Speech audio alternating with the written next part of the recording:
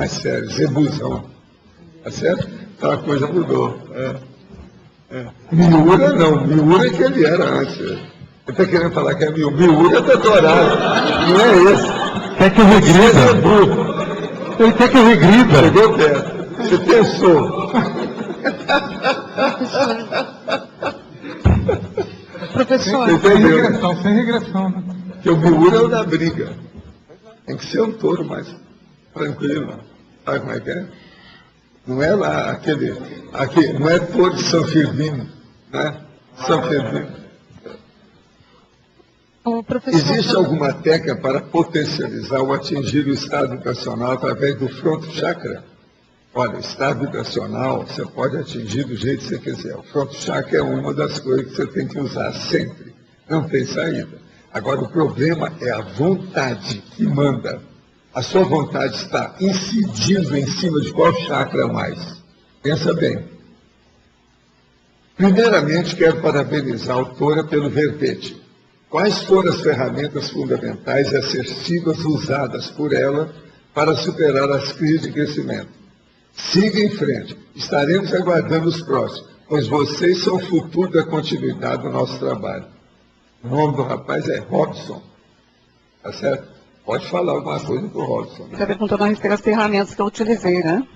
Então, as ferramentas que eu utilizei para escrever o verbete, que ele perguntou? Para superar a crise. Quer que leia de novo? Quero. O nome dele é Robson. Robson quer dizer Roberto do Som. Robson, tá certo? Ou é o filho do Roberto, eu não sei. Do Robson. Primeiramente, quero parabenizar a autora pelo verbete. Quais foram as ferramentas fundamentais e assertivas usadas por ela para superar as crises de crescimento? A principal ferramenta que eu usei para a superação da crise foi a autopesquisa. Porque eu tive um processo assim, que logo que eu cheguei aqui, né, eu não queria me ver. Eu só queria fazer algumas coisas que eu não precisasse me olhar para mim. Eu penso que uma das coisas que você usou mais é um negócio chamado moderação. Moderação. Você está de acordo? Não sei se moderação, mas eu estou pensando que foi autopesquisa, porque até então eu não entendi como é que funcionava. Mas sua autopesquisa levou você para a automoderação. Não, isso foi a consequência, né? A ferramenta básica foi a autopesquisa. A automoderação é que fez isso tudo. A automoderação. O senhor está falando isso baseado em quê? Automoderação. Ela chegava e ia diretamente aos finalmente e fazia cirurgia. A partir disso aqui, ela está, conversa com o paciente, dá apenas uma receitinha ambulatorial, uma sugestão. Olha, no ano que vem até lá, você vai ter esse tratamento para a gente ver se precisa da cirurgia. Qualquer coisa, você volta aqui na semana que vem. A capite, se te explicar mais, ela, assim, tudo no início era assim, hoje já não é mais assim. Até para falar, era muito mais rápida. Hoje ela já está mais moderada, para expor, para comentar. É verdade ou não é? Quem é que conhece? É verdade ou não é? O senhor respondeu para mim. Agora veja, nesse holopensene que nós temos aqui também, se não melhorasse, o que a gente ia fazer com ela? E depois disso entra os anexos. Quais são os anexos? Cônscios, Apex, consciência terapia, e por aí vai. O negócio é sério. Sim. Pois é. Foi super positivo, né? Muito bom. Foi muito bom. De vez em quando ela chegava lá para mim, você está no caminho certo. Vai em frente. Agora, Valdo, deixa eu perguntar. Parece que você estudou muito também, né? Eu estou achando que a Neida está muito afiada. Desde que chegou aqui. Estuda, né? Possivelmente nesses 6 anos, é uma das pessoas que mais estudaram aí foi ela. Eu acompanhei isso. É verdade. Qual a melhor forma de aproveitar o conscienciograma de maneira autodidata? Qual a melhor maneira para aproveitar bem essa ferramenta de medição? Gostaria de ser cobaia do conscienciograma quando eu puder ir a Foz. Olha, a primeira coisa é o seguinte, anota o conscienciograma, o que é a seu favor e o que é contra. Coloca o mais se você já superou. E coloca o menos, que é só um tracinho, se você ainda não superou. Isso aí já vai te dar uma ideia do que é. E outra coisa, Quando você aparecer aqui para ser consim-cobaia, já vem com a escolha de qual é a folha que você vai enfrentar. Possivelmente, não é isso? Consim-cobaia aqui no CIAEC todo mês, tá? É um projeto que a Conta está organizando, vai ser o primeiro sábado de cada mês, aberto a todos daqui de Foz e fora de Foz também. Então se organizem, né? É a partir de outubro? A partir de dezembro. Ah, dezembro. Dezembro, tá ok? Então, Tá bom. e em novembro tem o curso, Consim-cobaia. Ao lembrar da maneira como eu me vi antes de retornar à conscienciologia e da minha visão pessoal de hoje, a impressão é de que a visão que eu tinha de mim mesmo era melhor no passado. Esta aparente sensação de que antes eu parecia melhor é devido à crise de crescimento, à melhoria da minha autopercepção, ou ainda a noção de que a minha autoimagem está mais próxima da realidade.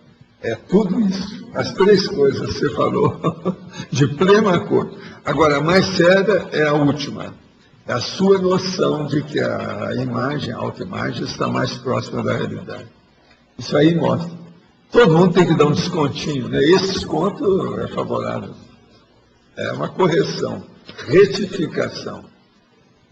Embora a crise de crescimento em si, mesmo com os percalços envolvidos, possa ter conotação de maneira geral mais positiva, a necessidade de ocorrer a crise para haver o crescimento é nosográfica, pois a consciência não antecipou a problemática, faltou experiência. Faz sentido? Faz. Mas nós não podemos basear nisso para falar para o povo. Seria também muito cáustico, muito excessivo demais. Poderia expor sua opinião sobre o filme Nosso Lar, que estreia nessa próxima semana? Eu ainda não vi o filme. Quando eu ver o filme, pode estar certo, eu venho aqui e vou dar a minha opinião. Em todas as crises de crescimento que eu experimentei nessa ProEx, concluí que a gente tem que buscar condições que favoreçam e estimulem um desenvolvimento harmônico dentro de nós. Nessa perspectiva, a crise amadurece e proporciona aprendizagem. Esta minha postura é semelhante à condição de aprender e se deixar cortar para depois permanecer inteira? O senhor concorda? Não, isso aí ajuda. Agora, o problema todo nosso é a pessoa entender que a crise que ela tem é para crescer. Não é uma crise para acabar com ela. A maioria entra em crise e começa a chorar, né? Os pecados da vida e a situação toda. Não é assim. Vamos ver que é crise de crescimento. Então, ter a noção do que é uma crise de crescimento só já é uma grande coisa. A maioria não tem. Uma consim que dessomou em 1945 em um campo de concentração aos 43 anos de idade, e segundo as minhas pesquisas, ressomou 16 anos depois em um outro país, numa família nuclear diferente, seria uma personalidade consecutiva? Não. A personalidade consecutiva é o seguinte, é aquela que você conheceu nessa vida duas vezes, com dois corpos diferentes. Ela tem dois corpos diferentes. Veja se é.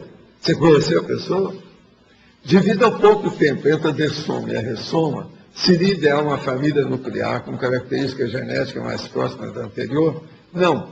O problema é que 16 anos já não é assim tanto, não. Está bem dentro do contexto. Quais as características mais importantes que devemos observar para podermos dizer com muita convicção que as duas consciências são as mesmas? É o temperamento. Você tem que olhar e ver o currículo da pessoa, o perfil que ela tem, os traços que ela demonstra. Eles não podem ter mudado muito. O temperamento não muda. Em 16 anos não vai mudar muita coisa, não. Então é a própria pessoa que você conheceu antes que aparece dentro de um novo corpo só. Mas o temperamento, a essência é mais ou menos a mesma. Olha, por exemplo, certas preferências da pessoa. Mas primeiro, para ver essas preferências da consciência, você tem que examinar o tipo de corpo. Qual era o corpo que ela tinha e o corpo atual? Porque conforme o corpo, as preferências mudam. Isso influi também no problema da consciência. Isso aí é complexo. Tem que examinar com calma. Então, por exemplo, uma pessoa tinha um distúrbio qualquer na cabeça. Não é a mesma coisa se hoje ela não tem. Ou ela não tinha